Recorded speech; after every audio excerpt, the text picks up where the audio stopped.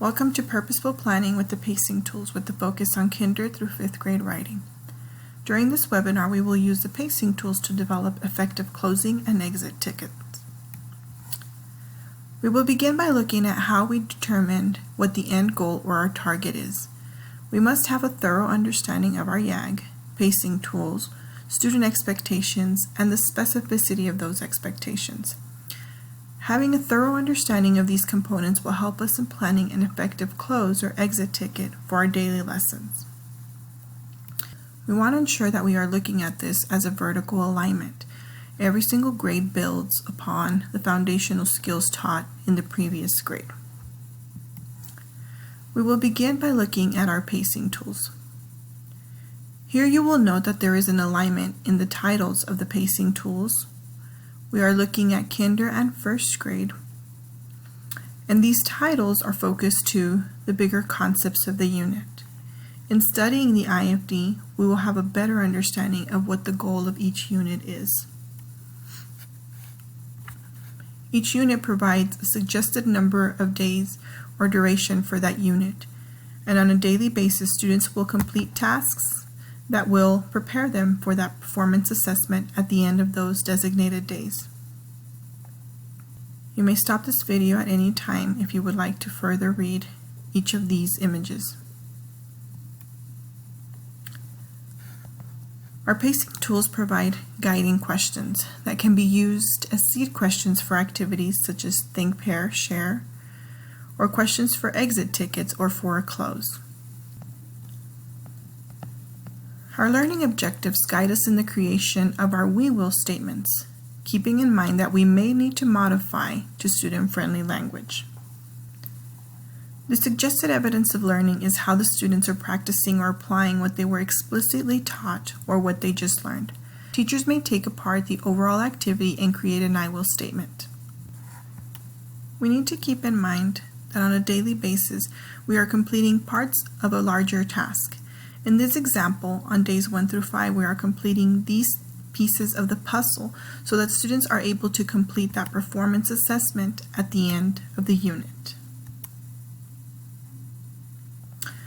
The purpose of framing the lesson is to introduce the learning objective at the beginning of each lesson in student-friendly language. The purpose of framing the lesson is to introduce the learning objective at the beginning of each lesson in student-friendly language.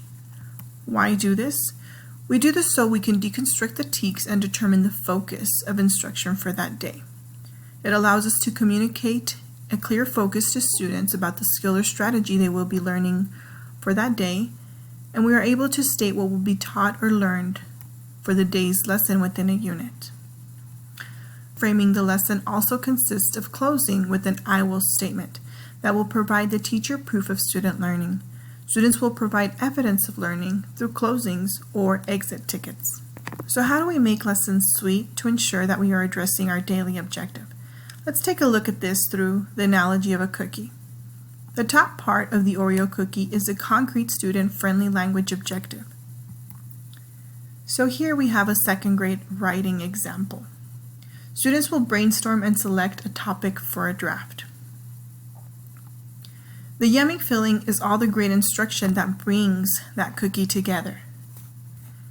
In this example, for 2nd grade, we have students will brainstorm a topic to write about and share their topic with the class.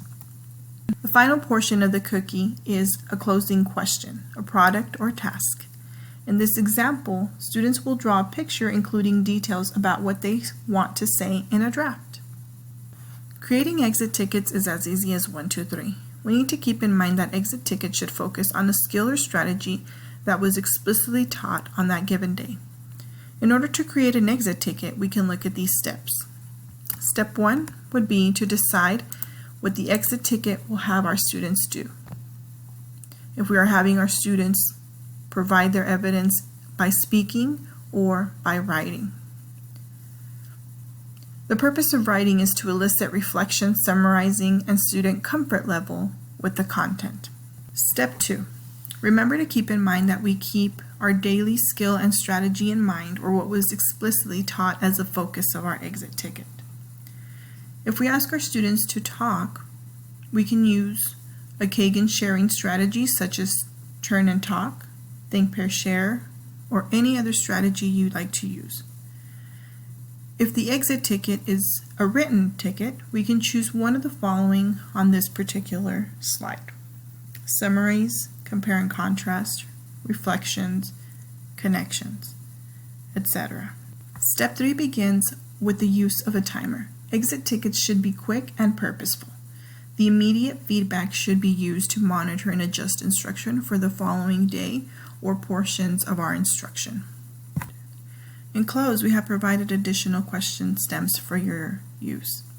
Thank you for joining us today.